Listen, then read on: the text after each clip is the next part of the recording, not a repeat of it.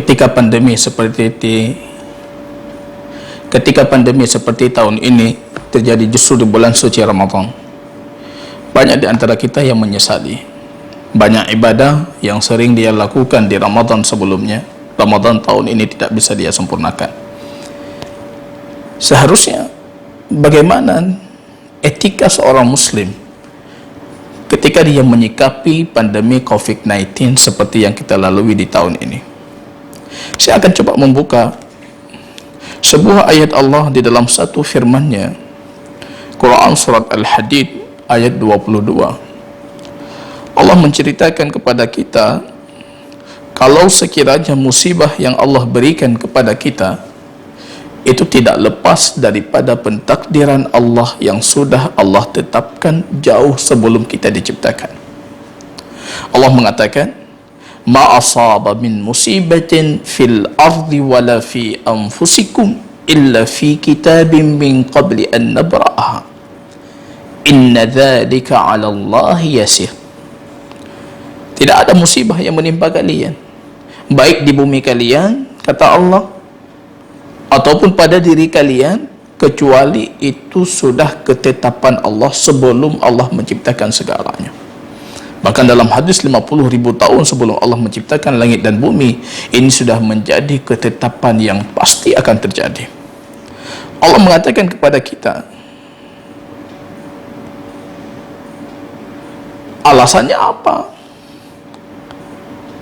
Kenapa harus datang musibah silih berganti seperti ini?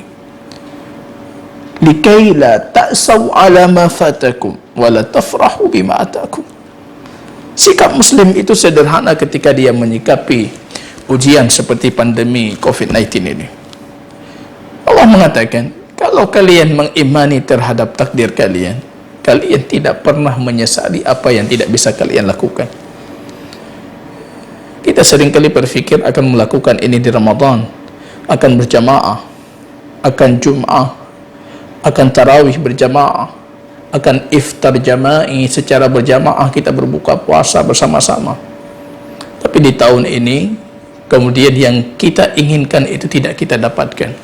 Banyak yang menyesali, tapi Allah mengatakan keimanan kalian terhadap takdir, supaya kalian tidak menyesali apa yang sudah Allah tetapkan.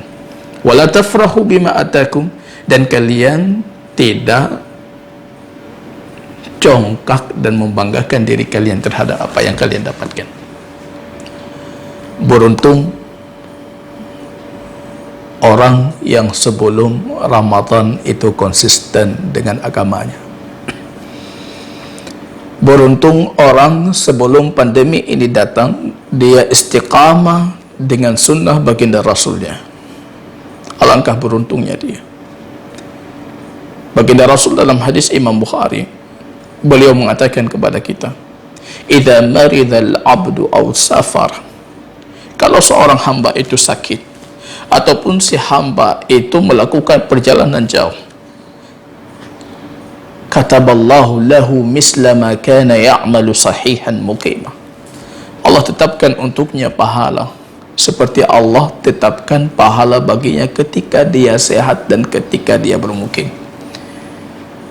Kaum muslimin, pandemi boleh mendatangi kita, musibah boleh silih berganti, tapi meniatkan kebaikan itu jangan pernah lepas dari hati kita. Suatu ketika anaknya Imam Ahmad Abdullah meminta wasiat kepada bapaknya Abdullah, ya abati ausini, wahai bapakku, berikan aku wasiat. Imam Ahmad mengatakan, ya bunayya, wahai anakku, inwi khairan, hendaknya engkau meniatkan kebaikan. Fa innaka ma dhilta fi khairin ma nawaita khairan, engkau akan terus dalam kebaikan selama engkau meniatkan kebaikan. Berazimahlah untuk melakukan kebaikan.